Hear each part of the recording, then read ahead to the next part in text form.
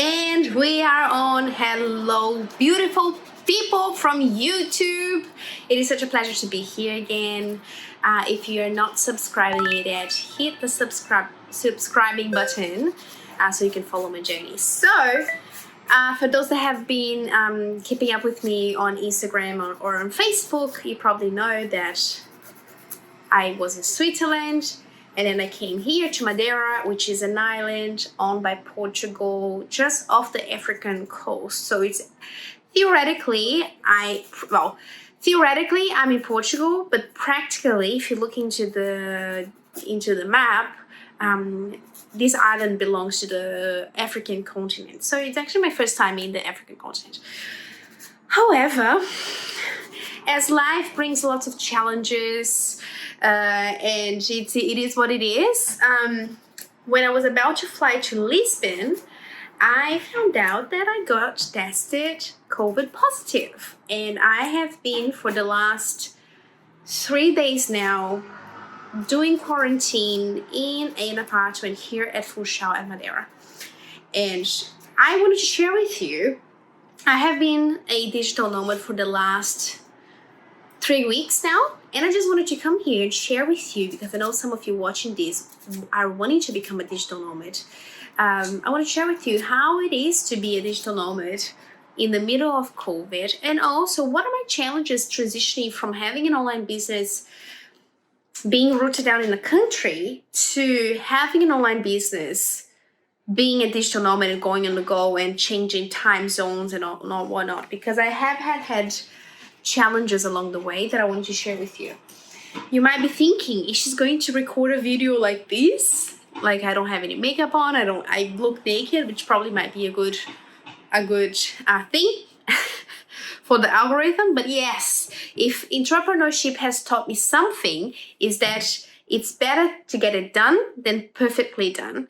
And here's what I'm doing. I could go outside and be in the wild, like in the balcony. I could be in the balcony, in a nice atmosphere and whatnot. But one more person watching me live is one less person watching me here online on YouTube and subscribing to my channel. So I better keep it to myself, right? So the first thing that I noticed, it's something that I had already prepared. I have my mentees, my one-on-one clients, and I also run my Magnetic Queens group coaching program where I teach women how to be magnetic about business, things that I've learned over the past 2 years about being in business, how I made $200,000 on sales last year, nearly, and some things like that, and also mindset. I can never stop working on mindset with my clients as well. But anyway, I used to run that session in the morning in Australia, and I have recently changed it to the evening.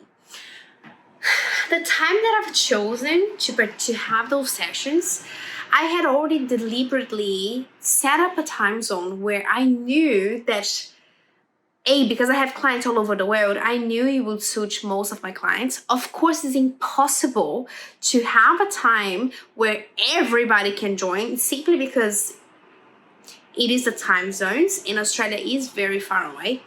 But we found a good sweet spot having our sessions at nighttime Australia time. That means it's morning here in Europe, which means it's really early in the morning in America, and okay early in the morning in Brazil. Gabby, why in Brazil? If your language is English, and you probably won't have any clients in Brazil. Because I am Brazilian, and I know that I want to be spending a lot of weeks in Brazil this year, so I made it compatible as well with it. So that's something that I had to prep. That I prepped before becoming a digital nomad. That I already organized my group coaching calls, which is something that, being professional, you don't want to chop and change all the time. You don't want to set up a group coaching call with your clients, and then every second week when you're changing countries, you're changing your schedule and making people that have already organized themselves to do a group coaching call at a certain time to change it. So, but then of course, my mentees, my one-on-one clients, I can change, which I have. And I just had to simply organize my time zone into looking, okay, how can I optimize my time zone, my schedule, to serve my clients' time zones, which is America, which is their way of the map, and Australia, which is this way of the map for me. Without doing what I did in the beginning of my coaching business, which is to have my schedule open from Monday to Monday and just letting my clients book themselves in. I started that when I was starting, that I didn't have the confidence and I just wanted to make myself available to all the people. I remember actually when I was working in kindergarten, I was working Monday, Tuesday, Wednesday, and I was having Thursday, Friday off. And I remember telling to a teacher, her name was Donna. If you're watching this, Donna, big love to you. And I told her, I hate working here because when someone asks me, when are you available? I have to say that I'm only available Thursday and Friday. And she's like, girl, if you're only available Thursday and Friday, you're only available Thursday and Friday. A busy doctor. People don't second guess when a busy doctor is only available one day at one time. That's something that I learned right there with her. And since then, I only have meetings twice a week. In Australia, I used to have meetings only twice a week. It was Monday and Wednesdays. After that, I would just chill. I know you probably think that I work a lot because when I'm working, I'm actually doing stories just to pretend that I'm working, but I really don't work that much. I have thankfully organized my business to be very magnetic and to attract people. So I am constantly working, but because I'm an entrepreneur. If you are an entrepreneur and you have times of your day that you don't think about business, you're a shit entrepreneur, to be honest. People that do great things, of course, when you're with your family, you stop and you think about your family, but you know what I mean. So moving to Europe for now, I had to work more days and I had to work on Tuesday as well. Boo-hoo. Why? Because if I were to work Monday and Wednesday, I would have to do weird times to serve America as well. So I decided to work Tuesdays night as well. Shame on me.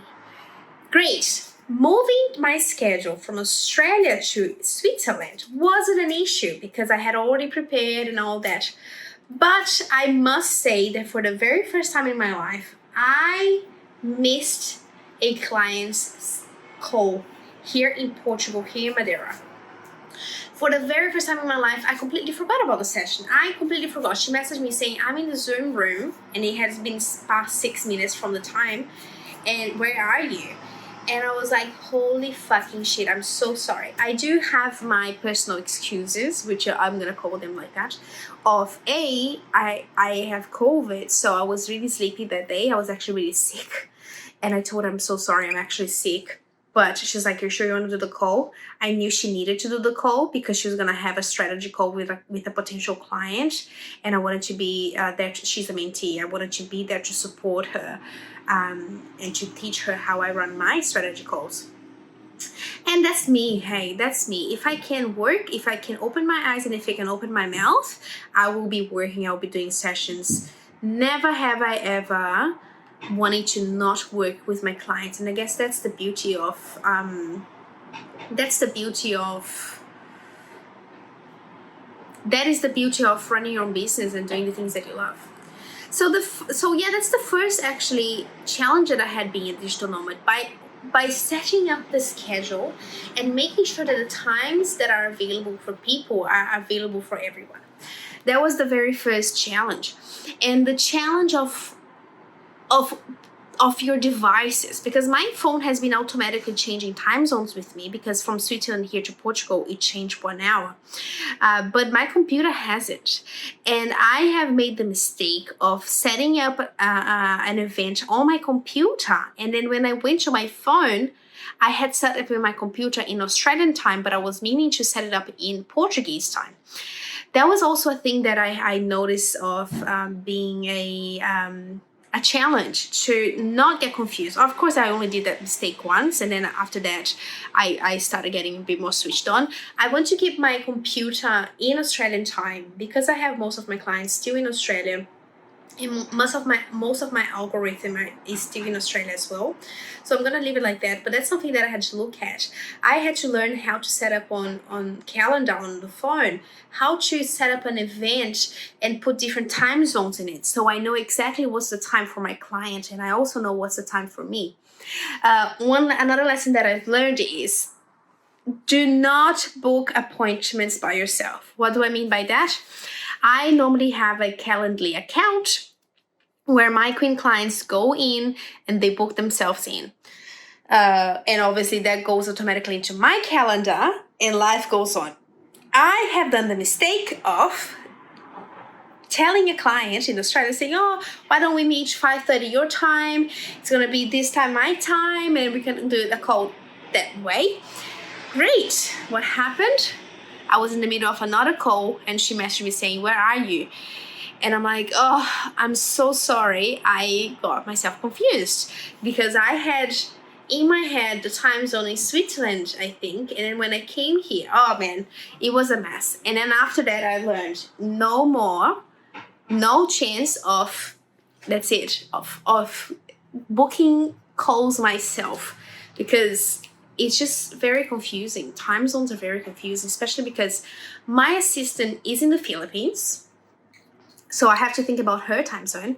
I have clients in Brisbane, which is Australian Eastern Standard Time. I have clients in Sydney, which is 1 hour ahead. I have clients in South Australia, which is just half an hour behind of Australian Eastern Standard Time.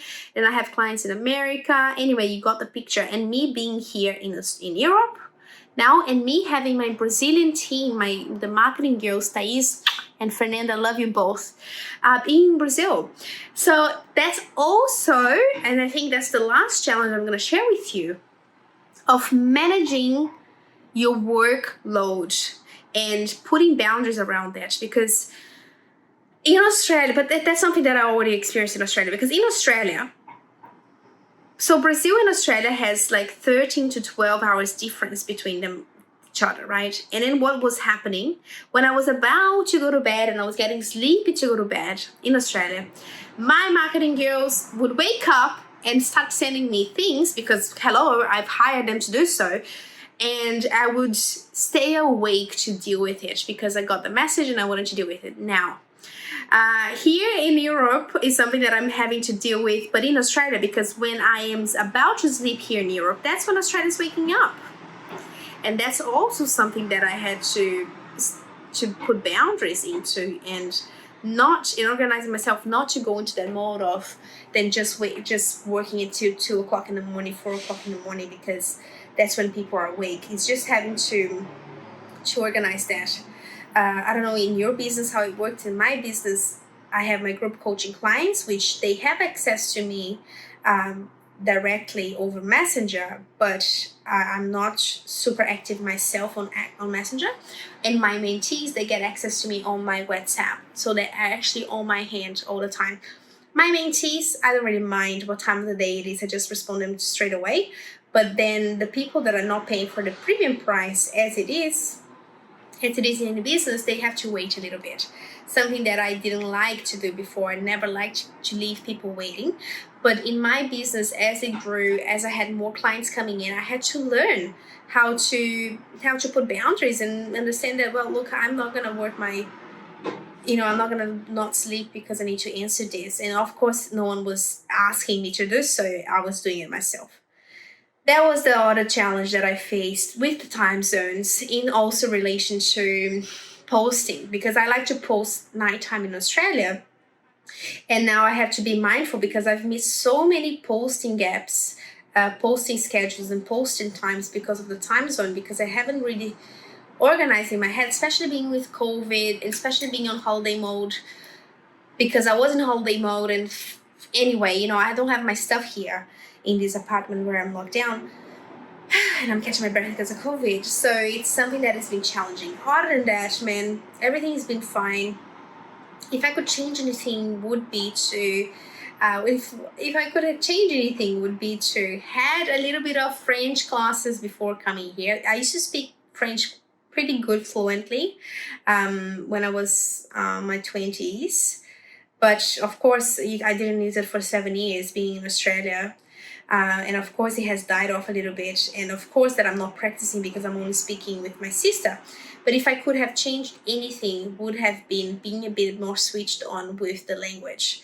I speak 5 languages, and I can say that I speak 5 languages because I do understand everything that my sister says in French or German say and Italian, but I have slacked off on practicing my pronunciation, which is something that I'm giving myself a hard time for because I'm like, I can't fucking believe that I did that to myself, and I'm painting my nails.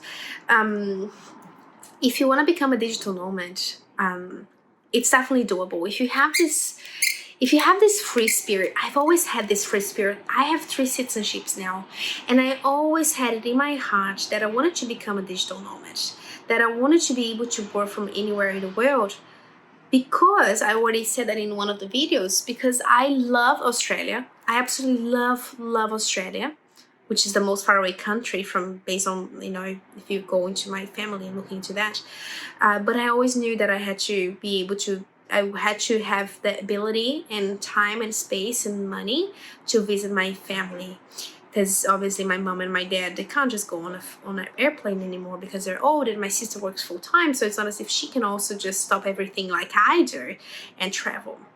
And I always knew deep inside my heart that that's something that had to happen. Even when I was with my ex, I had this itch that obviously he was very Aussie. He really liked Australia. He was Australian. He loved camping. He was really grounded in the country. And I've always been a bit of I had this, the first time I left Brazil, the first time I went overseas from Brazil was 12. And then the first time I left by myself, I was 15. I went to Japan, and then 16 to Austria, and then 18 to Italy, and then back to and now I'm here again. So if you have that spirit as well, and you want to make it happen, that you become a digital nomad in the sense that you can work from your computer, it's actually not that difficult. It's just about really having a strong brand, a magnetic brand, where you attract, so you can actually enjoy where you are. And hey, when life is a holiday, working doesn't become such a big deal because you are living the best life you can. I can literally stay here in this island for the rest of my life if I wanted to. Or I can go tomorrow elsewhere. Or I can go to a gallery in the middle of a Wednesday afternoon because I have the flexibility to do so. Life is good when you set it up this way, when you see it this way. I cannot wait to see if I'm still going to get difficulties being a digital nomad traveling around, because I do have plans of going to France this month, and I had an invitation to go to India as well at the end of the month, which I'm not sure if it's going to happen or not, but that's something that might happen. And I'm going to Brazil in Feb. So there is a lot of changes happening. I'm actually so glad that I finally got COVID, because then now I can chill, and I know that I'm not going to get it again, at least not sometime soon, because that's what it shows. I'm definitely getting my 3rd shot, my booster, as soon as the viral charge is not so big in myself. And that's about it. I wanted to say how much I'm struggling to be a vegan here in Europe, but I think that's a video for another story. That's a story for another video. Hey, my loves, a big kiss and a cuddle, and remember, a few things. We have our 7-day free training next week, where I'm going to teach women how to magnetize their 2022 and make it their own beach. And I don't know, maybe by the time you're watching this video, I might have something else on, or I might not have nothing on. And also, if you're not yet subscribed to the channel, please go ahead and subscribe.